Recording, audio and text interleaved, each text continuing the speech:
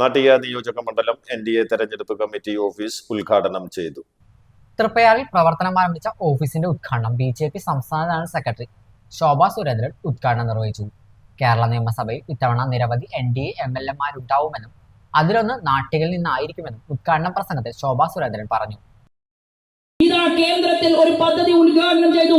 48 മണിക്കൂർ കൊണ്ട് കേരളത്തിൽ ആ പദ്ധതി ജനങ്ങൾക്ക് എത്തിച്ചു കൊടുക്കണമെന്ന് പറഞ്ഞുകൊണ്ട് അവിടെ നമുക്ക് മന്ത്രിമാരുണ്ടാകണം, അവിടെ MLA-മാരുണ്ടാകണം.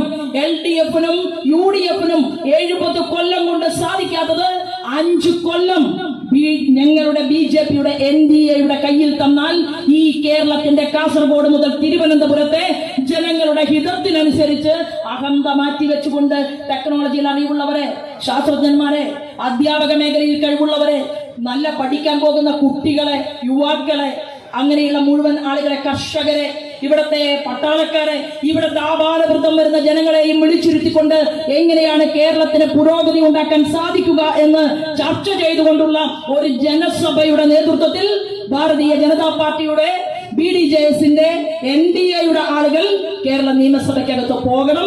അതിന് നാട്ടിക നിയോജക മണ്ഡലത്തിൽ നിന്ന് ഒരു MLA-യെ നിങ്ങൾ സൃഷ്ടിക്കണം എന്ന് അഭ്യർത്ഥിക്കാൻ വേണ്ടിയിട്ടാണ്, ജനങ്ങളോട് അപേക്ഷിക്കാൻ വേണ്ടിയിട്ടാണ് ഞാനിവിടെ എത്തിച്ചേർന്നിട്ടുള്ളത്. റിനി കൃഷ്ണ പ്രസാദ് അധ്യക്ഷത വഹിച്ചു. ശ്രീജിത്ത് സ്വാഗതവും വിജയൻ ചെമ്പറ നന്ദിയും പറഞ്ഞു. NDA ജില്ലാ മണ്ഡലം നേതാക്കളായ EP ഹരീഷ് മാസ്റ്റർ, അതുല്യ ഘോഷ്, സുധീഷ് മേനോത്തുപറമ്പിൽ, EP താൻസി, വഗീഷ് പൂരാടൻ, ഉണ്ണികൃഷ്ണൻ, ഷൈൻ നെടിയിരിപ്പിൽ, ജോഷി ബ്ലാങ്ങാട് തുടങ്ങിയവർ നേതൃത്വം നൽകി.